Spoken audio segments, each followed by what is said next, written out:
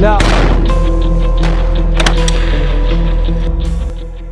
Middle east में Iran America के लिए पहले से ही एक बड़ी चुनौती बना हुआ था, लेकिन इजराइल हमास युद्ध के बाद से मिडिल ईस्ट में खुद को जमा कर रखना अमेरिका के लिए एक बड़ी चुनौती बन गई है, क्योंकि इजराइल से लेकर जॉर्डन, सीरिया और इराक में अमेरिकी सेना पर लगातार हमले हो रहे थे और हाल ही में जॉर्डन और सीरिया बॉर्डर के करीबी अमेरिकी सैनिकों पर एक ड्रोन हमला हुआ था, जिसमें 3 अमेरिकी सैनिक मारे गए थे।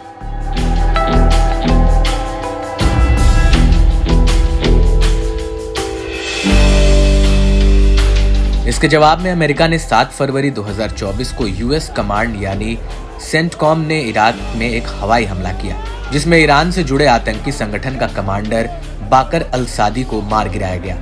अल-सादी अमेरिकी सैनिकों पर हमले और उनकी योजना बनाने में प्रत्यक्ष रूप से शामिल था। अल-सादी आतंकी संगठन कातेब हिजबुल्लाह से जुड़ा हुआ था। अमेरिका का कहना है कि वो अमेरिकी सैनिकों पर निशाना बनाने वाले आतंकियों पर हमला जारी रखेगा।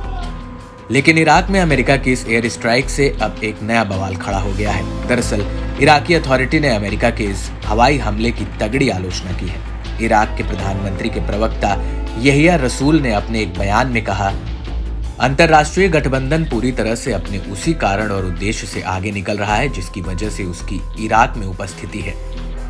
ये रास्ता इराकी सरकार को गठबंधन के मिशन को खत्म करने के लिए पहले से कहीं अधिक प्रेरित करता है, जो इराक के लिए अस्थिरता का कारण बन गया है।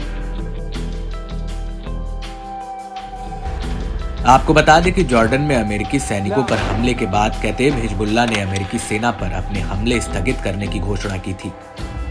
अब कातेब हिजबुल्लाह का कहना है कि अमेरिकी हमले में उसका कमांडर अबू बकर अल-सादी मारा गया है।